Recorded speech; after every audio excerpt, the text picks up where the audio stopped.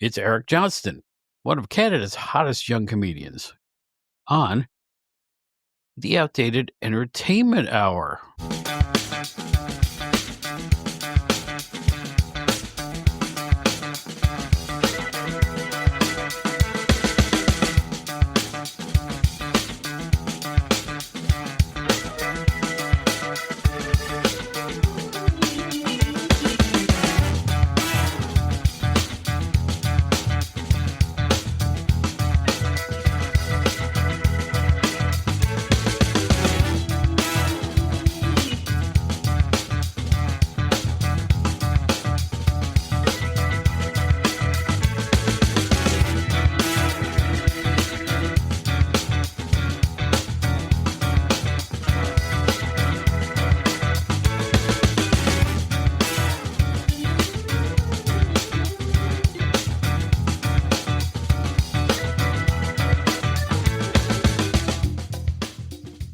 Hello, everybody. This is Bob Smith. You might remember me from all my days in entertainment magazines and newspapers, and this is the Outdated Entertainment Hour. How are you today?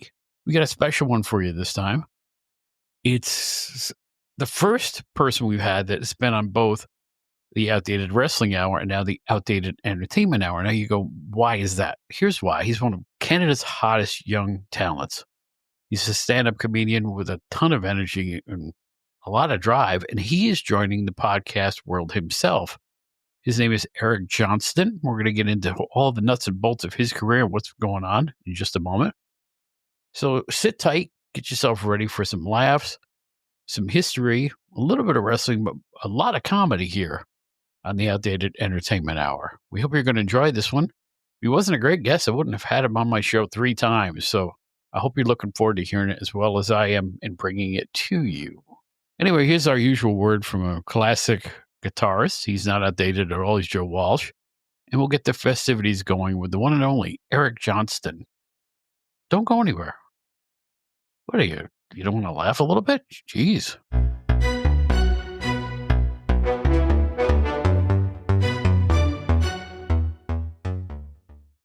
Hi, everybody. This is Joe Walsh.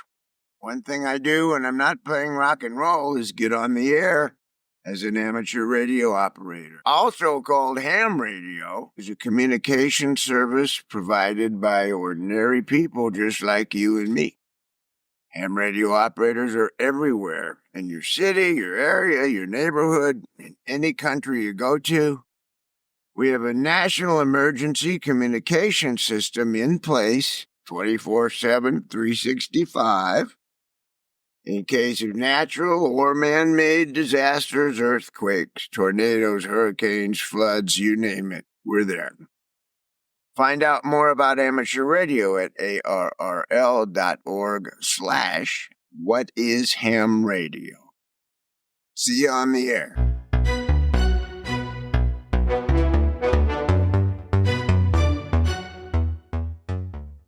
There are some guests on my podcasts. They could be on every week if they wanted to. Here's one of them. He's one of the funniest stand-up comedians out there with a really creative mind and a really unique perspective. He's from Canada. His name is Eric Johnston. Welcome. Thank you. First time on the show, long-time listener, first-time caller. We'll let the cat out of the bag. Eric has been on my other show twice, right? Yeah. He's been on the Outdated Wrestling Hour. But as a comedian, in all seriousness, as Eugene Levitt would say, I want to get him here on the Entertainment Hour because this is a rising star, ladies and gentlemen, and he's got a lot of cool things going on. And much like Tony Coleman, who was on a recent show here, he's starting a podcast. Yeah, Tony Coleman, by the way, is the drummer for B.B. King for 33 years, and he was a recent guest, Eric. And I actually worked with him a little bit, and it's a situation where somebody decided you got to gift the gab. We're going to give you a podcast. So, but you're doing your own thing. Tell us about the podcast to start off. We'll get on to the rest of your career. Yeah. So I'll basically just say this, that, I've been a comic for 15 years. I've toured all over North America. I've had a great career.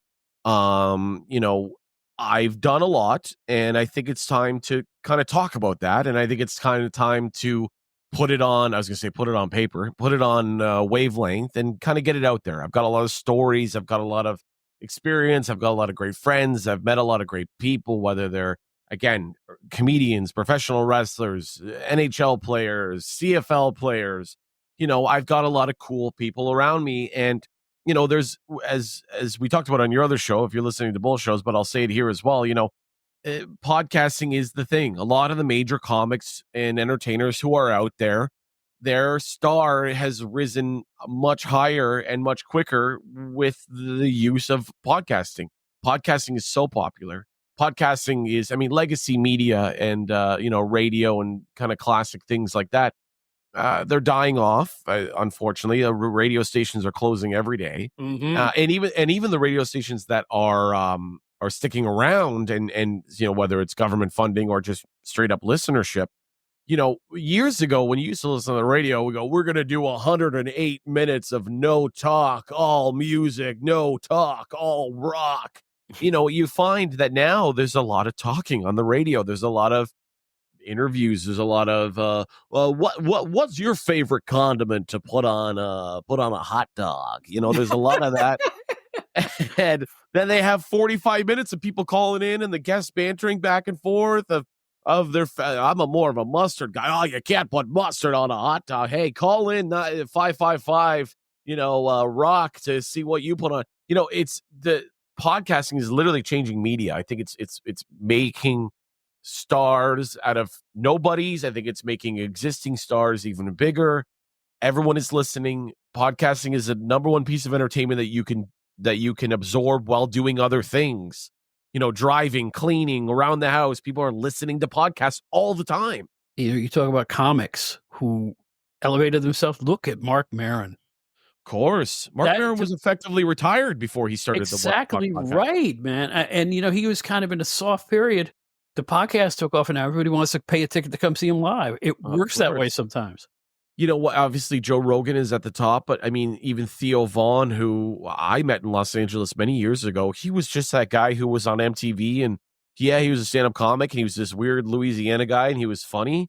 And then his podcast is, I think if Rogan's number one, I think Theo Vaughn's like number 5 of top podcasts in the world. Right. He just interviewed Trump. He just interviewed, JD Vance. He interviewed all these top stars and celebrities and his shows are selling out like crazy, arenas and large scale theaters and stuff. These guys are doing what I want to do. I've done a couple theaters in my time, and I just did a big theater for the Canadian Comedy Hall of Fame, which was amazing. And Jim Carrey was given an award. He zoomed in. His acceptance speech was still very cool. And the cast of SCTV won an award. Oh boy! And it was really cool to be in that place with all these great Canadian artists. And that was a theater full of people. And I went out there, and it was just like I took the pin out of a grenade and I just hucked it into the audience, and I just did 15 minutes of the best I've done. I got multiple applause breaks and got the respect of all these legendary comedians and up and coming comedians, and really respected my community because the show happened here in Hamilton.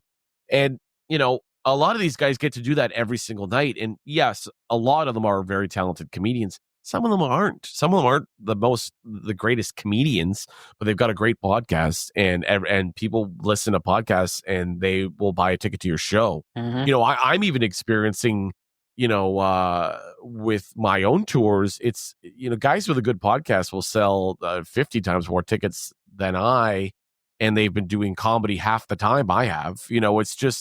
It's created its own little world. And I said on the last show, I'll say it again, like, it's the difference between being a taxi driver and an Uber driver. I'm an old school guy. I'm a taxi driver. I've driven many miles on this road, and I've gotten a lot of places and met a lot of great people driving cab.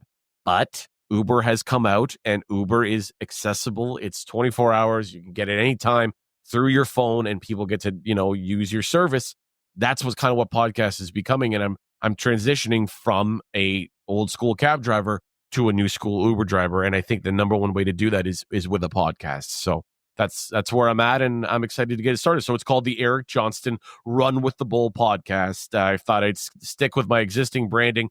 My book that I wrote last year is called Run with the Bull, 3 Generations of Sports and Entertainment, about my grandfather and father, who are both professional wrestlers. I'm sticking with the branding. It's a known brand. I've already got a logo. I've got guests lined up. I'm working on sponsors, and it really just comes down to just doing it. And that's kind of where that next step is, and that'll be coming in the next couple weeks. Very cool. Very cool indeed. Welcome to the family of 80 gazillion billion podcasters. But you know what? It's like, since I started these two shows, this ain't work, man. If 5 people or 5 million listen, I've had such fun getting to meet people like you and meet other artists and pro wrestlers on my other podcast. It's been great. I mean, it's kind of like a fountain of youth for me. Do you think that starting a podcast will be but first of all, let's put it this way. Since you're such an accomplished stand-up already, and by the way, he is very accomplished at this point, is this an adjunct to that as opposed to more of that? I get the feeling you're going to be more creative on the podcast than just jokes. Well, you know what? A lot of my material on stage comes from conversations. Mm-hmm. I'll be on the road with my opening act, and we'll be just shooting the shit. And this will come up, and a lot of people, since I just had a baby a month ago, and a lot of people have asked me, well, how are you writing a bunch of material about having a baby? And I said to my opening act, he asked me, I said, his name's Jordan Armanese. And he goes, so you got any stuff on the baby? I go, I'm just living in the trenches right now. I go, I'm not experiencing what's funny yet. I'm still in the war. I'm not in the hall, at the Legion Hall, the Moose Lodge, 50 years later, talking about this. I'm living in the war right now. And he goes, that's such a funny angle of you could say almost exactly that and then talk about the experience. Like I said, the idea of being when everyone says when it's your baby, the diapers aren't gross. It's when it's yours, it's not gross. And I am a very clean guy. Shower twice a day, clean shaven. I got lots of cologne, pressed shirts and leather jackets and stuff like that. The idea of shit and piss all the time, to me, I was so disgusted, and I was a little nervous, to be honest. I mean, the first diaper I changed, I was a little nervous to even open it up and look inside. I thought I was going to puke on the poor baby. It takes 1 or 2 diaper changes, and you're in it. I'm elbow deep. I'm going, hey, got a big one, babe. We gotta mark it in the app. We're tracking all of his pees and poops in an app. We gotta put it in the app. That was a big one. That's a big one. Yeah. And baby wipes, and I open it up, and I'm going, oh my god, look at this one. It's so funny how immediately everything changes, and everyone says that as soon as you have a kid, everything changes, and so much has changed already that I'm seeing the humor in it, but I'm just living in it. That when I come out of it, I'm still gonna always have a baby, always have a son, always have a child, always have a toddler, then a kid, a teenager. All that stuff's gonna be different levels of my experience. But while I'm living in this newborn bubble, just covered in shit and piss, I'm just living in it. I'm like I'm in the trenches. I'm in Vimy Ridge. I'm in Stalingrad. You know what I mean? I am up in this thing. So I think, to circle all that back, I think my best material just comes from talking it out. I often say to my wife, if I have an idea for a joke, I go, I was thinking about this thing, and we'll kind of talk it out. And then if I'll say it to another person, by the third or fourth person that I say this idea that I might have, it's already fully formed. All I really got to do is walk it on stage and say it through the microphone, just because I've learned how to. I know how Eric Johnston writes a joke.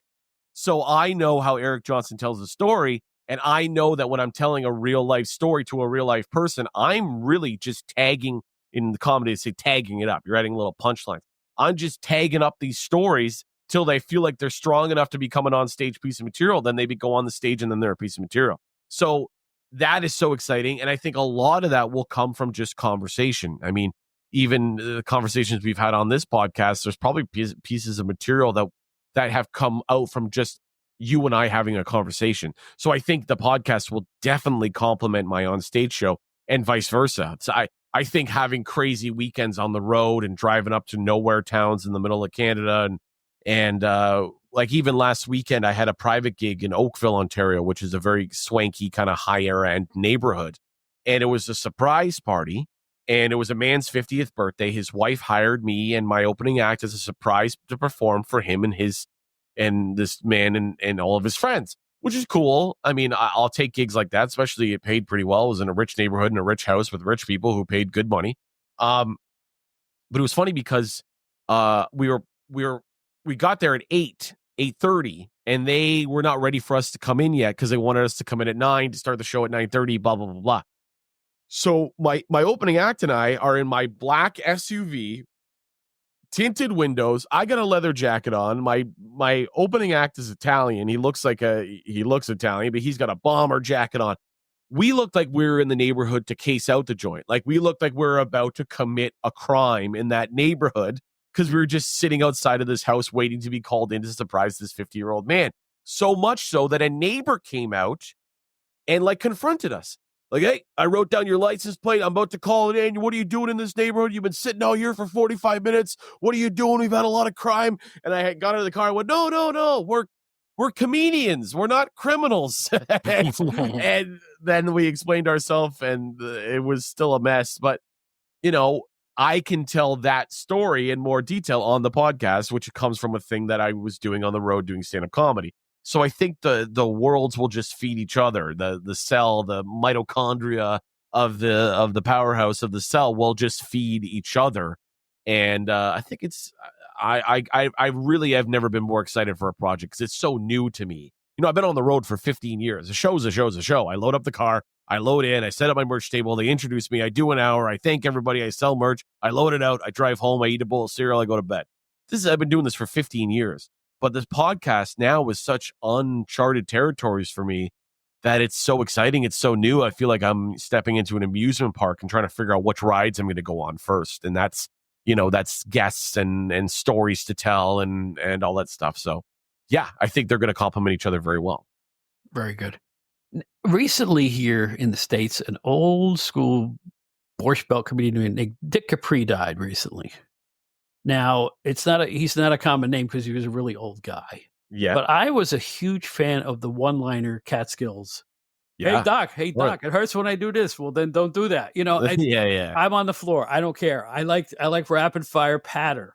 Yeah. You are an observational comedian in my mind's eye, right? Yeah. It's a whole different. Do you feel that if you're on still on multi-comedian bills sometimes, right? There's 3 or 4, a couple of openers. Yeah, sometimes, yeah. Do you enjoy the various permutations of comedy as much as I do? Like, I love observational humor and I love corn. So do you feel the same way? Yeah, you know what? It's funny because I'm a storytelling. I guess when people ask me what my comedy style is, my answer is I'm a high energy storyteller. And I use high energy deliberately because I don't just stand there with the microphone in the stand and just tell my story. There are great comics who do that. I'm not one of them. I take the mic out of the stand. I move that mic stand as far away from me as I possibly can get it.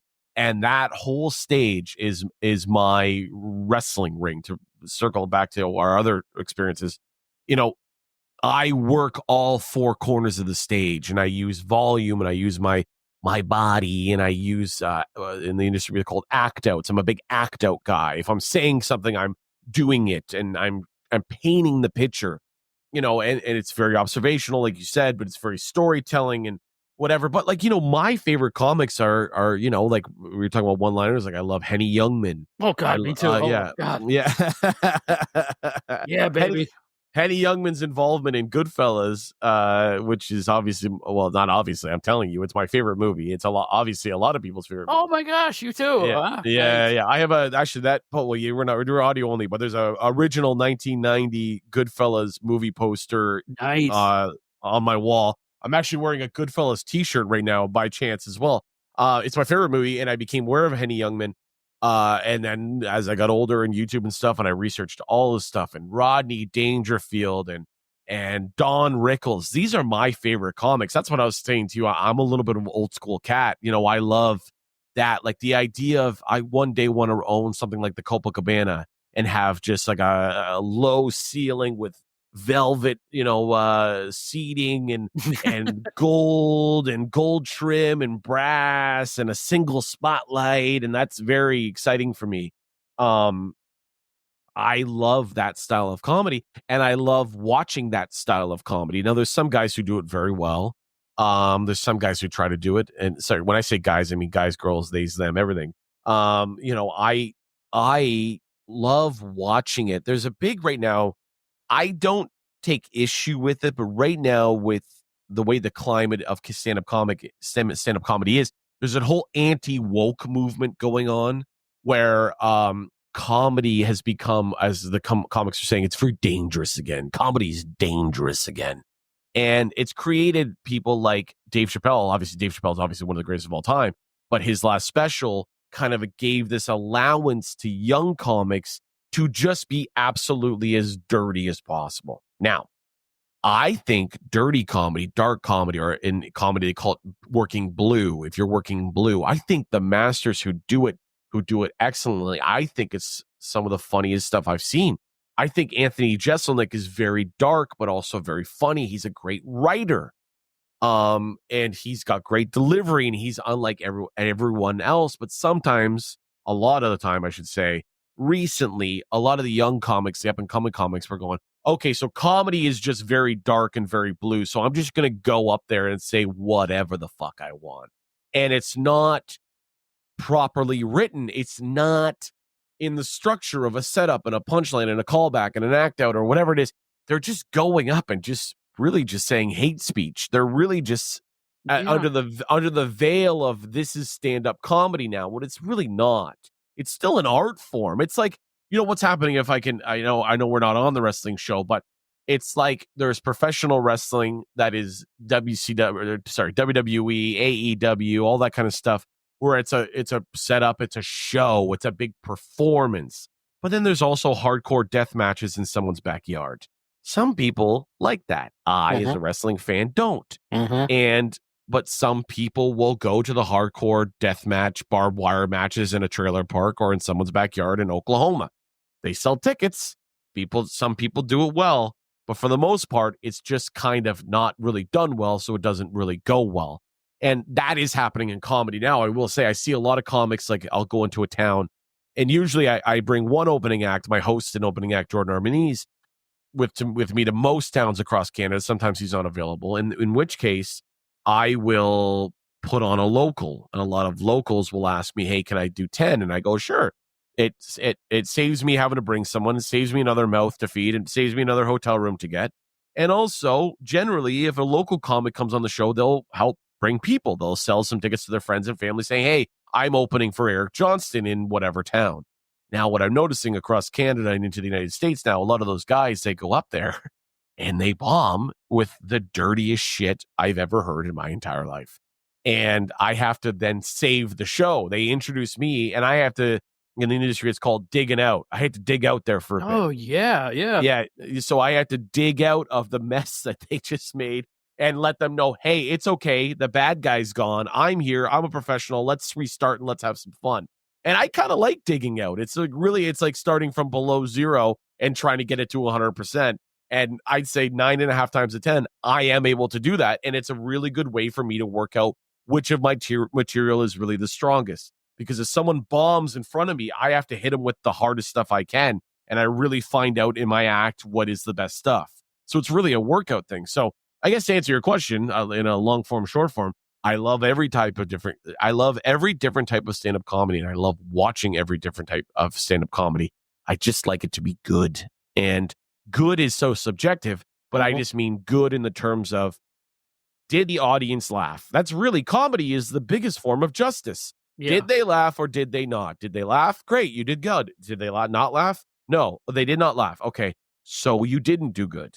So that's okay. I just didn't enjoy that because you didn't do well, because you're not experienced enough to be doing cancer jokes in a brewery in Timmins, Ontario. It just didn't work. But that's okay. I don't hate you. I never fault a comic. I say, hey, keep doing your thing, man. I'll catch you next time I'm through town. They ask to open me again. I ask them, I go, hey, you still doing that shitty cancer bit? And they go, no, I don't do that anymore. Okay, come on the show. And they come on. I give them an opportunity. Sometimes they succeed because they're motivated to do well again, or try to do better. Sometimes they fail again, and then that's the end of the relationship. But yeah, there's a lot there, but that's my answer. There's a lot there. Yeah. I'm going to backtrack a little bit. You got a Goodfellas poster on your wall. That's one of my two favorite films, but my other is the original 1967 producers with Zero Mostel and Gene Wilder. The only movie I have ever watched. I could watch the thing weekly. I think it's so funny. I think there's only 2 jokes in the whole thing that fail. The rest of the time, I'm on the floor holding my sides. I love that film. It's just the original, not the remakes based on the Broadway play and all that stuff. Yeah. I'm talking Zero Mostel and Gene Wilder. The first 20 minutes of the film are just them in a room going crazy. I'll have to watch that. You've never seen it? No, not the original. I've seen Matthew Broderick and Nathan Lane. Yeah. No, that's a bologna sandwich compared to a steak dinner. I'm telling you, you have to see the original. It is sublimely hilarious. It will change your life. I am telling you've never seen it. Oh my God. Maybe I'll watch it tonight. I am telling you, if you can find it on cable somewhere, it's only about 90 minutes long, and it is this is the best. I'll take your recommendation. You've never steered me wrong before. So no, oh God, it's one of the things. That Dominic Triano, the Canadian guitar player, are 2 things that I tell everybody about. But that's just another ball of wax. So things are really. You had a really good 2024, man. Between the book, that I saw your tour itineraries online, they were all over the place. You must be feeling pretty good, and the new family. Congratulations again. Thank you. That's very amazing. Much. Yeah, you know what? It's been. I will be honest with you. My last tour was a little rough, and I always say you you always have to blame yourself if things don't necessarily go right. But I had an extreme circumstance on the road because I toured May of 2024. Now I toured January, February, March, April, May, and into June. But specifically, the biggest stretch of my tour was the May month, and there was a show every night from basically Sault Ste. Marie, which is like, the Northern Ontario, that went all the way across to Vancouver and back. Now, for the last 10 years, there has not been a Canadian team in the NHL hockey playoffs. This year, or last year, 2024, there were several Canadian teams in the NHL hockey playoffs. Mm-hmm. And the NHL hockey playoffs happen in the month of May. So I've never given a shit in the last 10 years because no Canadian team has ever made it. But on this last tour, Toronto was in. I'm in Northern Ontario. Toronto is playing in the Game 7 in the NHL playoffs. Nobody at the show.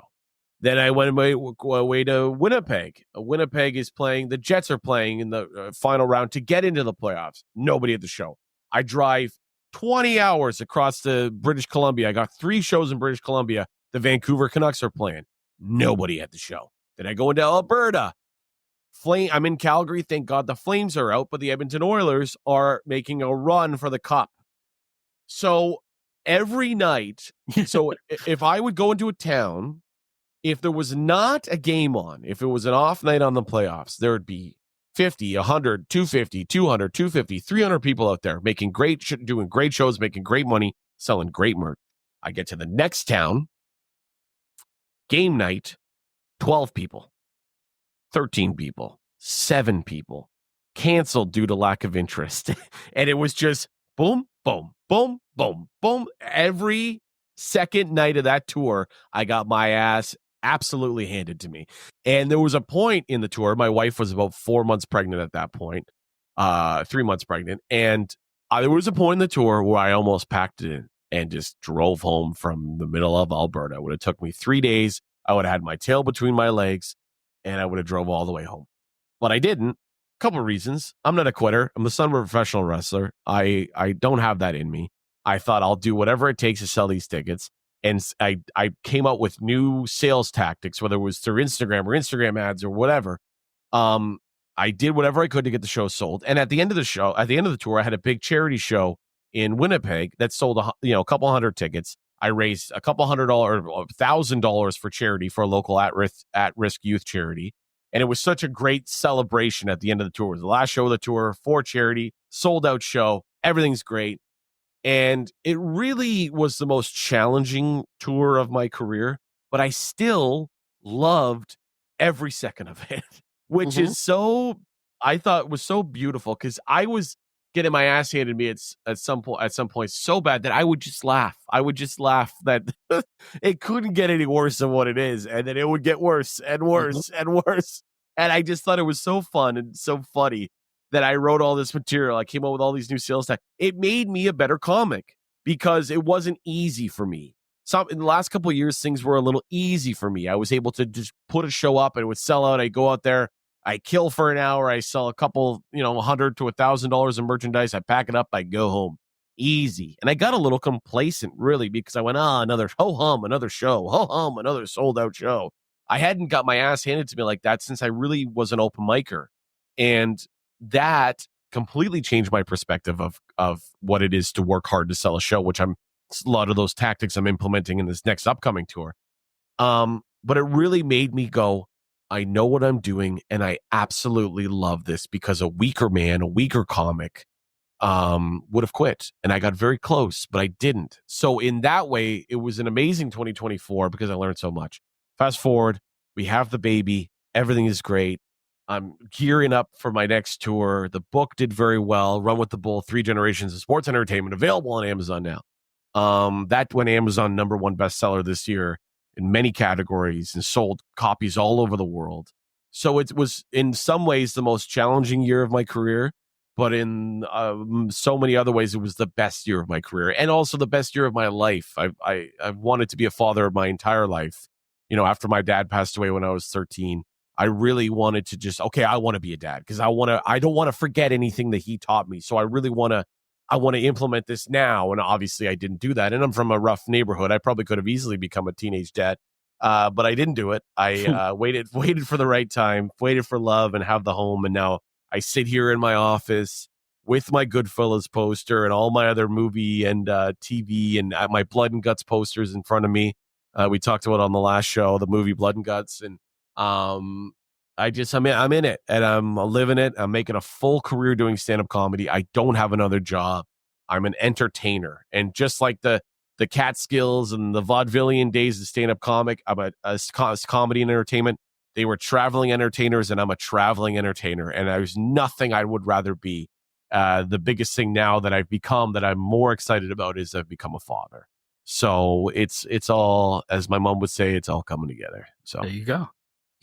One of our recent shows, we did a show contrasting, but not comparing, the first 5 years of Saturday Night Live and the entire run of SCTV.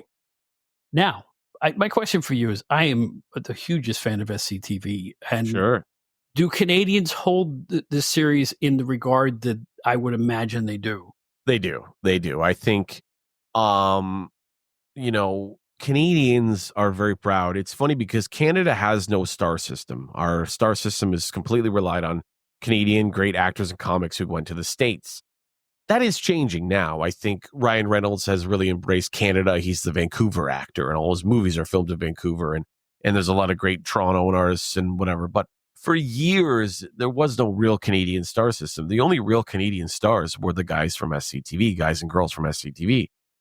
Still to this day, they're held in such high regard and they're for lack of a better phrase, gods in Canada. They're comedian gods.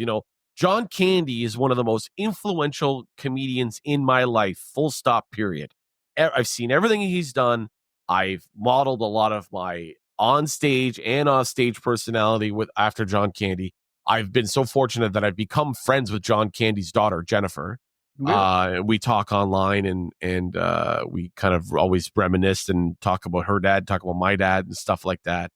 When I performed at the Canadian Comedy Hall of Fame, there was they weren't all there. Some of them were there, but a lot of them were sent in videos or sent in their regards and stuff. And even to just get a video from Eugene Levy, it's like talking to the Pope. Like, yeah. It's like insane. And Catherine O'Hara and even what's his name who just recently passed away, John Flaherty. Joe Flaherty, yeah. Joe Flaherty. Even him as basically a secondary character on SCTV, not one of the main cast. But I take umbrage with that. I really thought I read somewhere that at the formation of the original syndicated show, yeah, a lot of people thought the breakout star was going to be Joe Flaherty. Yes, I think. And I think just things work out the way they work out. I wouldn't call him a minor cast member. I think he was like the Larry Fine of SCTV. It wouldn't have worked without him. Yeah, you know what? I think that's exactly right. Maybe I probably misspoke. I just mean he didn't reach the levels of celebrities like Marty Short or Andrea Martin, whoever. Mm-hmm. But he was still, it was when he passed away recently, it felt like a national day of mourning. Like it was every comic, every civilian, I always say anyone who's not a comic or not in show business is a civilian. Every civilian had a in memoriam post to him, and obviously when John Candy died, the entire country was rocked still. So I'm part of all these John Candy fan groups and Facebook groups and stuff like that. Every day, someone's sharing another cool news story about John Candy, something that he did, and it went on. I ended up working with Dave Foley from Kids in the Hall. Kids in the Hall was another Canadian great sketch show that came out years later. And all those guys are kind of held in reverence. And Tom Green and Howie Mandel, all of our great Canadian acts. As Canadians, we have that pride in saying, he's Canadian. He's Canadian. Jim Carrey, he's Canadian.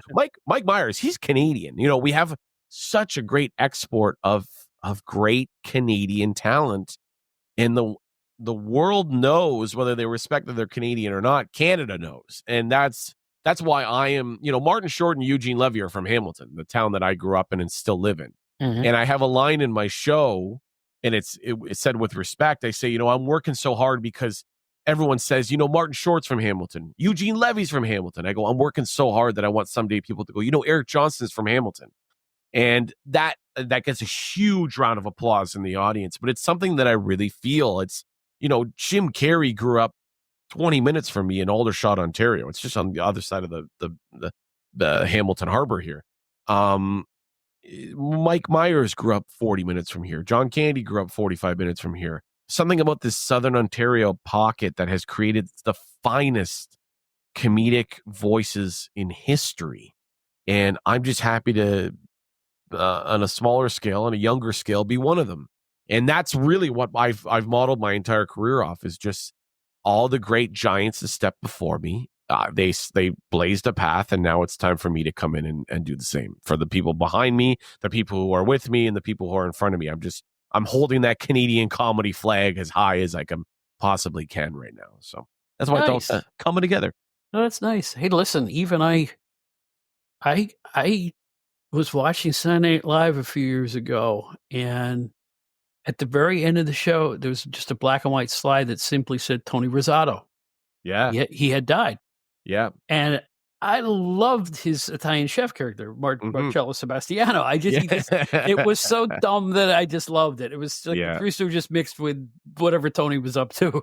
And I'll tell you what, he had a very rough second half of his life. He got a mental illness for real. And ended up in jail when he should have been in a hospital, but it's a whole nother ball of wax. Yeah. That was a rough time in Toronto there. And comedians came to his running, like Tim Kazurinsky and Dan Aykroyd, saying he should be in a hospital, not in jail. Yeah. And they finally got him out, and apparently they gave him the proper medication. He was pretty much back to normal. Yeah. So it made me very sad when he, of all of them, just a couple of years later was gone. And it made me very, very sad because he had such a tough run in the second half of his life. So, and they were also talented. It's like Lorne Michaels never picks a bad cast member, and whoever assembled the Second City veterans, Second City, I mean the troupe, to put on SCTV was a genius, because I don't know, it was what was it, Mr. Alexander or whatever his name was, that was the head of the actual Second City Toronto. Yeah, I don't know the exact story. I know there's a Second City downtown Toronto, and they have a black box theater. It's actually called the John Candy Black Box Theater. Mm-hmm. And in the walls, I've had auditions in there, and I've done shows in there and stuff. There's all the history, and you would think I would have read it. I don't know exactly what it was, but I know the whole, like, the Chicago, then the Toronto thing. And I think Martin Short they were all SCTV Toronto guys, and then they were all auditioning for Godspell in New York City. And who was the guy, the piano player on Letterman? Paul Schaefer. Yeah, Schaefer. And I guess Marty goes to Paul Schaefer because Paul Schaefer was already in New York. And he goes, I don't know. Paul Schaefer goes, I don't know. Maybe I'm biased, but I think you guys are all better than these people. And all the cast of SCTV, which became SCTV, they all auditioned for Godspell, and they all got in the play. All of them. The whole cast just basically took the entire cast and they put it in Godspell in New York City. And they started to take over that, comedian Broadway scene. And again, which led to these crazy careers and again, I just can't say enough about them. They're just like they're gods in Canada. There's even in we had another show in Canada called the Royal Canadian Air Farce. It was another sketch comedy show, and there was an actress there. Her name is Luba Goy. If you look up Luba Goy, she's been in everything. Great classic comedian, improv actress. She's in her 80s now. I had brunch with her recently. Really? Yeah, and it was just so cool. Because again, going back to my old schoolness, I feel sometimes like I'm a comic of that era who just happens to live in this era. Sure. So when she's sitting there telling me stories about working with this and that and doing this show with this person and impersonating this person and whatever, I was just like a dog on a bone, just hanging off her every word and every story. And she goes, I can't believe you're interested in all this. I go, this is my entire life that you're talking about. Of course I'm interested. And she bought me brunch. I tried to pay for hers and she wouldn't let it. I dropped her off. I'm actually going to send her an email and see how she's doing and see if she wants to go for brunch again. Maybe I'll bring the baby. But there's so much great Canadian talent. And again, I'm just happy to be one of them right now and talk to you today. So very cool. Very cool. I love Canada too. I just do. I went to college not far from Toronto and I spent a little time up there at the El Macombo. It was like, so I knew what it was like, and it was exciting and fun and cheap back then. I'm talking the late 70s. I could take a car ride with my pals out of SUNY Brockport, be up there in 3 hours or so, and just enjoy that whole scene up there. Nothing like the El Macombo. I love that place. I did 2 shows there recently at the El Macombo. It's since been renovated and reopened as a rock club bar or whatever. And they were great shows. And Michael Weckerly is the guy who owns it. He's one of the in Canada. We have a show called Dragon's Den. Same idea as Shark Tank, and he's one of the was one of the dragons on Dragon's Den, like a Kevin O'Leary would be on a Shark Tank. He bought it and pumped $30 million into it and top of the line sound and whatever. But the coolest thing he did is he still made it look like the Elmo. And it's very rock, old school punk bar, and all the posters are all on the walls still. And on the staircase up, you can see all of the names of the people. You beat me to it. I was going to ask if they still have the names on the stairs. Yeah. So they've done all of that, and it's been so cool to see and do the show down there. And everything, comes full circle. I mean, everything that's cool about Toronto is either still cool or been completely torn down and turned into condominiums. But that's a big city life. But Toronto is a great town. I don't spend a lot of time there. I live in the New Jersey, so it's like when I say I'm going into the city, it's like someone going into Manhattan from New Jersey. It's like me going, I got to go into the city for an audition, or I got to go into the city for a meeting. But I'll go in. I'm actually doing 7 shows coming up in Toronto. All the information there is on ericjohnstonwho.com, and I'll do 7 shows at the Absolute Comedy downtown Toronto, and I'll go in and out. It's like an affair. My relationship with Toronto is like an affair. I go see it every couple months for a couple nights, and then I go back home to my family. But it's cool. There's a lot of history there, a lot of great comedy, and as you know, music history in Toronto. So I love the I'm nostalgic for the mid to late 70s Toronto club scene. I thought it was the best music scene I ever saw. They were jams that would just make the hair rise on your arms. It was some great musicians in it.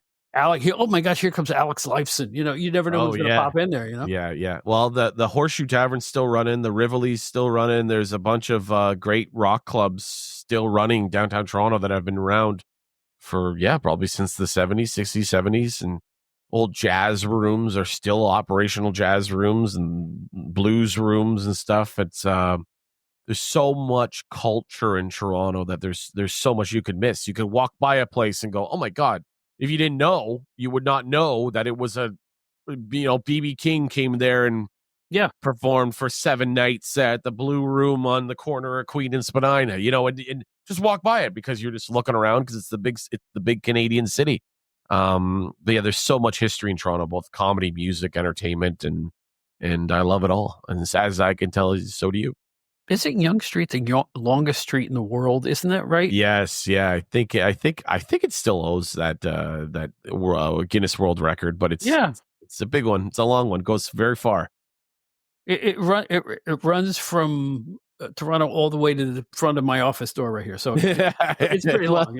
It's across the lake, yeah, right.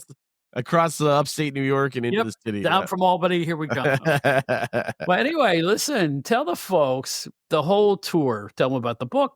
Tell them how they can find you. Tell them where they can see you.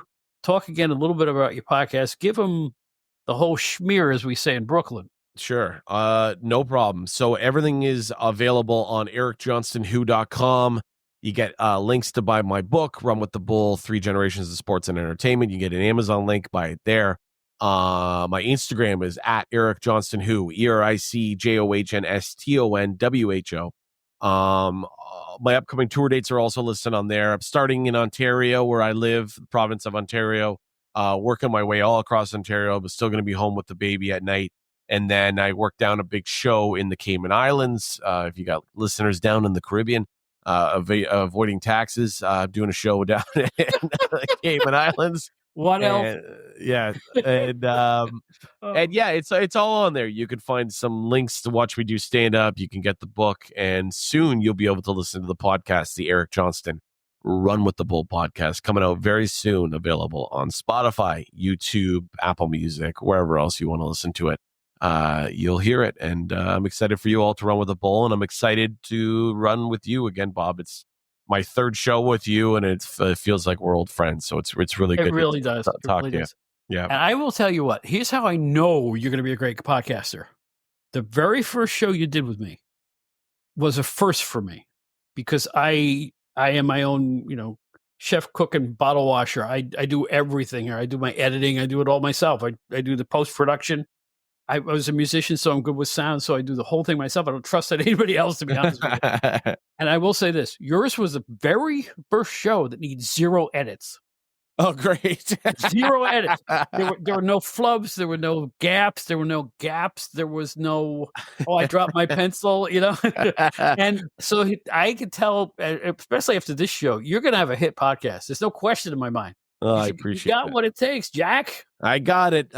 Some people got it, some people don't. And I think I definitely got it. And you know what? Again, it just comes from a love of storytelling, meeting people. I love collecting people. I love collecting stories. I love shared experiences. I love a cocktail party where everyone has a good story to tell. And I think I'm going to try to recreate that energy in my podcast. I said, I was on another podcast recently. I said, it's going to feel like it's like after you've had 4 drinks. Now, even whether you drink or not, that little glow you get after 3-4 drinks where someone says, like, you know what, let me just say this. And then they say whatever the fuck they want.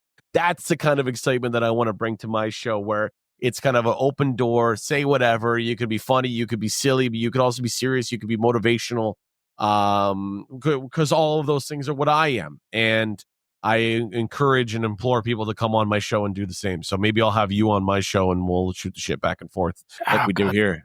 Nobody in the world knows who I am, though. I mean, it's like, well, ladies and gentlemen, here's a guy named Bob Smith. If you think his name's exciting. Sounds a little made up, Bob. I'm from Catskill, New York, and we used to literally, we didn't have a food store, so we'd have to go to the other county. And literally, this is the truth. This is the truth. That's as exciting as my kid life was, right? Well, but from that you became a great musician and traveled around and got involved in the wrestling. So everyone's got a story. So you know what? I joke, but I will say this: between writing for national magazines, being on stage from everything to Chicago Blues Festival to the local club, and I did play Toronto once. On stage with BB King 10 times, getting to know a lot of famous musicians like the one I just had on my podcast. I have done stuff that mere mortals don't get a chance to do. A lot. Of course. I'm an award-winning sports writer. I won a major award for an interview I did with Mike Tyson. I mean, there's so much stuff I've done. and so many different. And I bowled the 300 game just to sound a little more Canadian. So, hey, there you go. So no, seriously, I've had a pretty good run. So that's exactly what I mean. Exactly what right. Yeah, take it. Smell the roses, as it were, because it's like, and I've had health to live to this ancient age that I am, and I'm grateful, and I think you're going to have a lot to be grateful for by the time you're done, because you know what. You're a special talent and a special guy, and I want to thank you for being here. I really appreciate it. I appreciate that, and thanks for having me back. And again, it's our love of wrestling and our love of comedy, our love of entertainment that bring us together. This is our third episode on 2 different shows together, and I hope we do many more. Well, I'm glad you're with me on this, because I will say this as a personal thing. What I usually spend my entertainment dollar on is stand-up comedy. I mean that. If we have some great theaters in New York and Long Island areas, and we get all the nationals that pass through, as well as some really good club comedians. And there's a guy named Paul Anthony who runs something called the Long Island Comedy Festival, where it's all locals, and I love all of it. I love all of it. My wife's family lives on Long Island, so maybe I'll have to reach out to that guy. Maybe I'll come do a show. And there's the Stress Factory in Long Island. There's a bunch of there's Governors in Long Island. Right. And there's obviously all the clubs in the city, and there's a lot down there. It's hard for me to break in. It's, as a Canadian artist, an unknown Canadian artist to American comics, other than the friends I have down there, it's really hard for me to break in. But I broke into a club in New Jersey in Morris Plains called the Dojo of Comedy. I've done that 3 times, headlined that place 3 times, sold it out 3 times. And it's just those little things. You get into one club, you do very well, they ask you back, you sell out, you do it again, you do it again, you do it again. I'm really going to be focusing on that coming up after I get through this next tour. It's just, I want to be like an assassin. I want to go into a city. I want to kill. I want to leave. And I want them to call me when they want me to come back and kill again. And that's kind of my plan for the next couple of years, of just let them know that I'm here and I'm ready to work. Folks, that was a euphemism.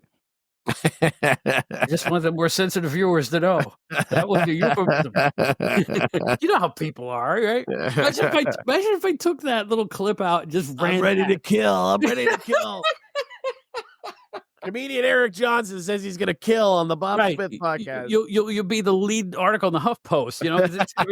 It's going to be just a scandal. I tell you, a scandal.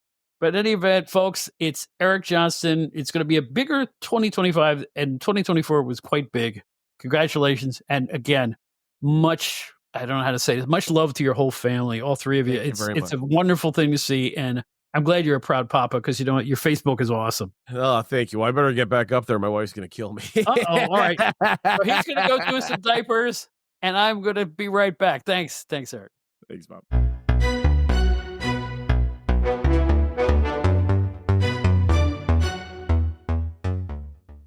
Well, that puts another nice bow on another Outdated Entertainment Hour. We hope you enjoyed it. Write to us at outdatedent. That's outdatedent@gmail.com. Our website is outdatedentertainment.buzzsprout.com, where you can hear all of our episodes. There's music, there's Broadway, there's film, there's comedy, you name it. A lot of stuff in there. So check it out at your earliest convenience. Don't miss our recent hit show, The Rock and Roll Replacements with Joe Puccio, where we look back at the replacement players in a lot of classic rock bands.